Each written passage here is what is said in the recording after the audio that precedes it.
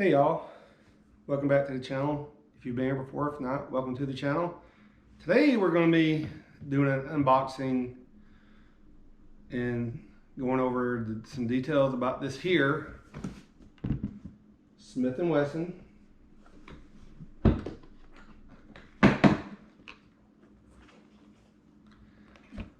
460. And just so to clarify everybody, I did check this to make sure it was not loaded before starting the video. So let's go over what's in the box. In the lid, we have here the owner's manual, 2 keys for the safety, a lock, a joint NRA card, a Smith & Wesson's California Farms warnings card, and then your warranty registration card. And we also have this little baggie here that has the second compensator in it. The box off to the side. So here, you'll see the 2 differences. The one with the hole, the compensator with the holes on the top, is for full metal jacket type rounds, and the compensator without the holes is for lead bullets. So we'll bring it in for real quick. So we'll go ahead and get the compensator thing out of the way. All right, so like I said, I've already, clear just for those who want to see. All right. So to undo the compensator, you take the supplied Allen key, put it in the hole here on the bottom, the Allen key. You turn it clockwise about 2.5 turns until it stops. Rotate the compensator 9 degrees, take it out, set it aside, install, turn it,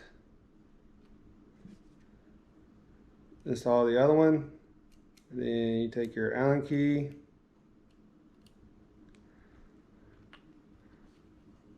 turn it counterclockwise until it stops, and you have installed you have swapped out your Allen keys. There is a different set of sights. Right here you can see that it has the fiber optic green sight installed, and it comes with a brass front sight. I'm actually going back through installing the regular mother rate, but anyway, so you swap out the front sights. You have to use a punch to do that. The rear sights, even though the manual says it's outlined white, mine doesn't. Here in this picture you can see the way you adjust the windage and the elevation. If you want to lower your shots, you screw in, you turn the top screw on the rear sight clockwise and it screws in to lower your group, and you turn it counterclockwise to raise your group. And if you want to adjust your shots to the right, you just turn the screw on the side of the rear sight clockwise to adjust to your impacts to the right, and counterclockwise to adjust your impacts to the left. So that is, all right, this thing weighs,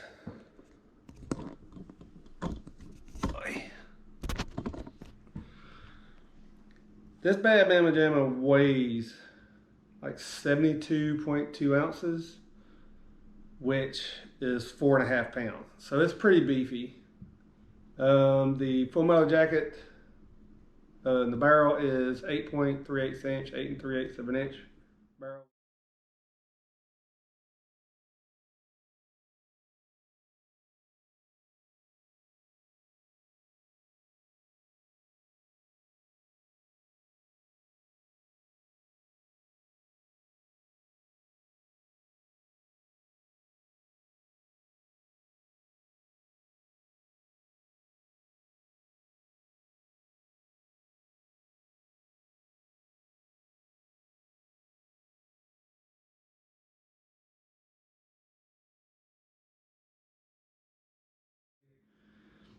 The current compensator I have on there is the one for the full metal jacket, because I'll be shooting the Hornady 200 grain FTX bullets. It has 3 ports on each side and 6 on the top to help with the muzzle flip and recoil and stuff like that. It holds 5 rounds, and it's a pretty beefy freaking gun, you know. They say if you zero at 200 yards with the Hornady 200 grain bullets, you, from between muzzle and 250 yards, you hold center and you'll hit your target. That's one thing that initially years ago got my attention with this, because of that.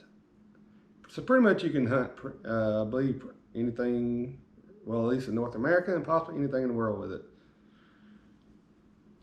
As you see here in the pictures, that from your left to right is it is 22 long rifle, 357 Magnum, the 460, and the 4570.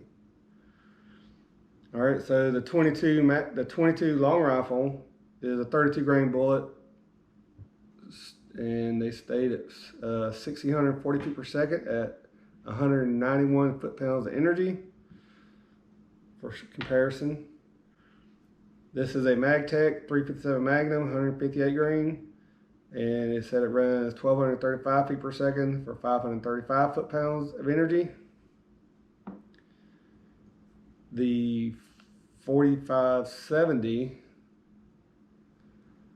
is a 325 grain bullet, and they state that it's got 2,000 feet per second, and its energy at the muzzle is 3,032 foot-pounds, which is a freaking lot. And then the 460 is a 200 grain bullet, FTX, and they say it's rated at 2,200 feet per second at 2,149 foot-pounds of energy. This thing's a beast. I mean, it's pretty stout. I don't, you know, getting it out there, you know. So that is that on the unboxing and the going over info. Oh, the grips, the rubber grips here. Then they got the finger grooves and all that. Pretty nice. Happy with some extra grip, you know. The trigger is not bad.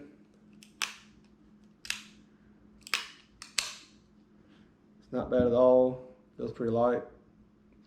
So some people may wonder what the XVR in the 460 XVR, it means extreme velocity revolver. So they had to make a special extra large frame to withstand the power. So that way it doesn't break or fall apart, and you know, stuff like that. It can withstand the abuse of some pretty gnarly rounds. So with that being said, you know, that's pretty much the, you know, characteristics and building this revolver here. It is pretty nice. Like I said, I've been wanting one for years. I've had this one for a month and a half, almost 2 months, and I'm finally getting around to shooting it. What I want to do is get ready, head out to the range, and we're going to do some shots. And I've got one box of the Hornady 200 grain FTX I'm going to use. It's the only box I can find locally. It's the only box I could find not on Gunbroker, because I'm not paying Gunbroker prices, because I'm not paying, you know, $5 a shot for this stuff. Let's go with this real quick. So this can shoot the 460 Smith & Wesson, the 454 Casull, 45 Colt, and I was reading on some forums somewhere that you can shoot 45 Schofield in it. And the reason some 45 Colt and 45 Casull revolvers cannot shoot the 45 Schofield is because of the thickness of this here rim from how thick that rim part is right there. So I just want to say that real quick. So I'm going to get ready and we're going to head out to the range and take some shots with it. I'm pretty excited, but I'm kind of nervous at the same time, you know, because I shoot some stock 44. I haven't shot 454 still yet. We'll see. So I'm at 15 yards from my target, and I'm just going to see where they hold, so we have a little bit of fun later. So, all right, it's all single action.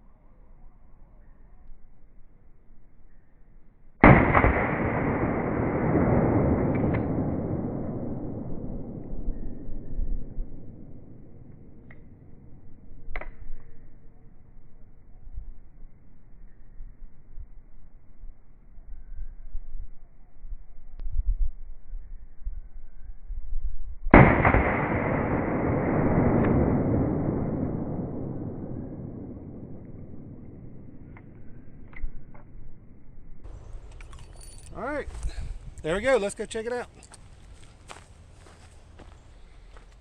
And there we have it, folks. Shot 1, 2, and 3. Yeah. So now I know where to aim at. I'm going to set up a few other things and have some fun with this.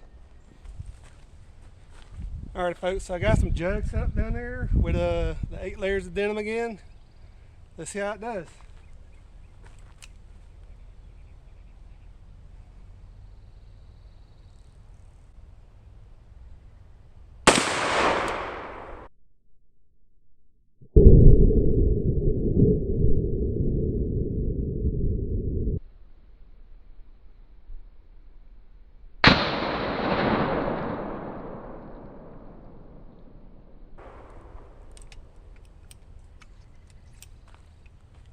I guess I missed them. Let's take a look real quick. Yeah, I missed a little low and left. Try that again. And, and if y'all see me flinching in the video, let me know, okay?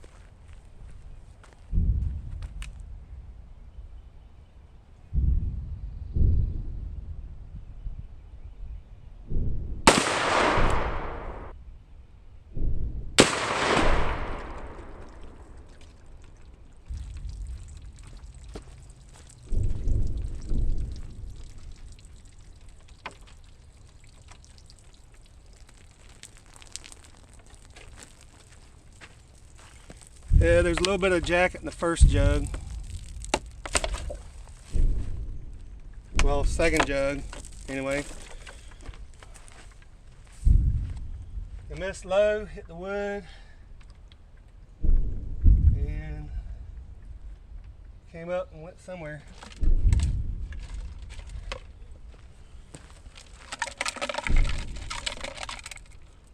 And there's all kind of the jacket and stuff in the first jug with the little flex tip. It came from together. Alright, reset. I was going to say it's not as bad as I thought it would be, in all honesty. I'm going to try this again.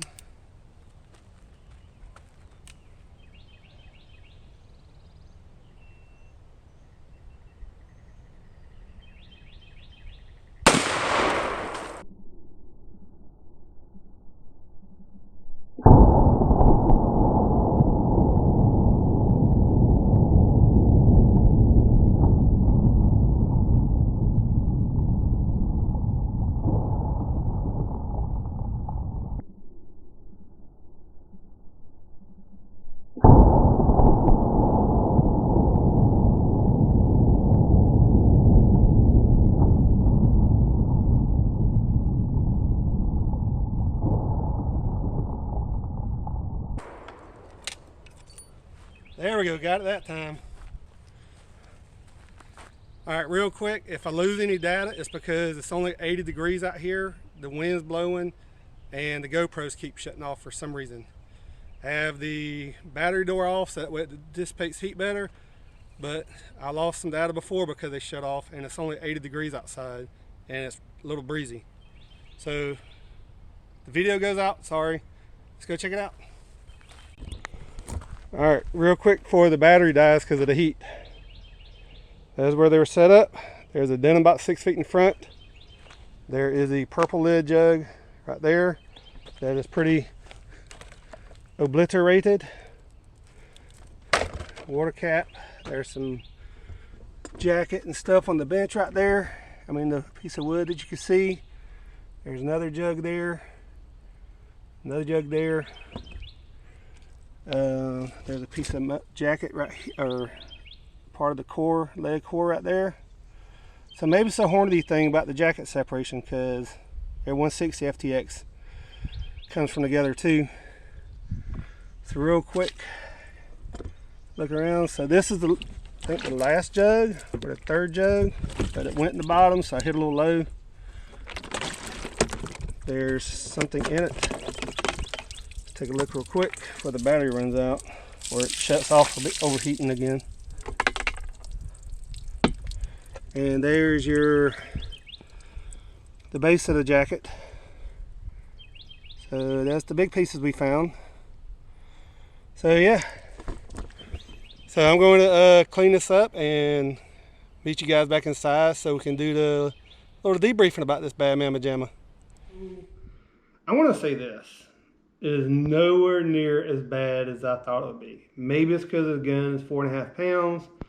The ports help on the muzzle brake compensator and whatever, blah, blah, blah.